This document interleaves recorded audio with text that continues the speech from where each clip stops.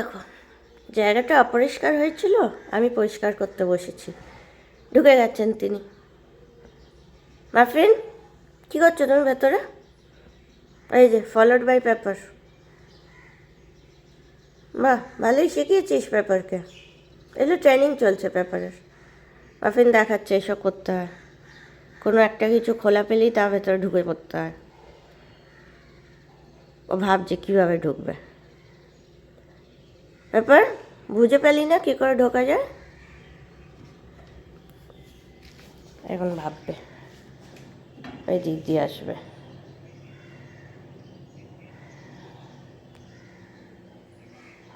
ঢুকে পড়, তুইও ঢুকে পড়, সবাই ঢোক। আমি চাদর বালিশ কিচ্ছু রাখবো না, তোরাই থাকবে তোরা।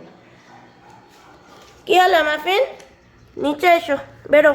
চলো আমার কাজ সারতে দাও, এসো। সেদিন ওয়াশিং মেশিনে ঢুকেছিলে, আজ কাবার্ডে ঢুকছো, কি ব্যাপারটা কি তোমার? চলো। এই যে পার্ট 2 দেখেছ, বললাম না ট্রেনিং চলছে, ঠিক শিখিয়ে দিয়েছে। মাফিন নামলো, এবার ও ঢুকলো। কিরে পেপার?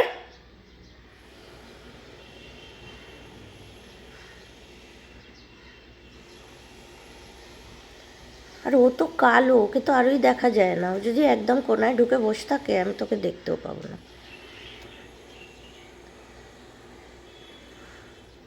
এই যে তিনি দেখছেন এখান থেকে যে ট্রেনিংটা কীরম দেওয়া হলো, ইন্টার্নটা ভালো করে কাজটা করতে পারছে কি না, এসব দেখা হচ্ছে।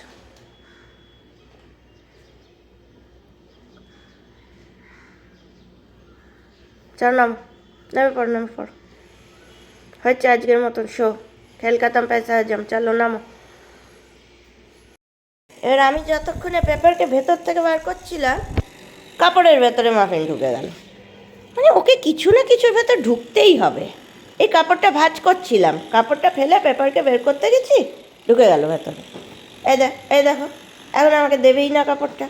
চলো নামো, চলো চলো। তাও ভালো নেমেছে। আমি ভাবলাম এক্ষুনি খপ করে ধরবে, আবার ঢুকবে, আবার ঢুকবে। কে ঢুকবে? মাফিন, নাকি আমি কাজটা সারতে পারবো? তোদের জ্বালায় তো সারাদিন লেগে যায় আমার একটা কাজ সারতে। ঢুকবি তো বল, নইলে ছেড়ে দে। হ্যাঁ, ঢুকতে হবে না, ভালো হয়েছে, থ্যাংক ইউ।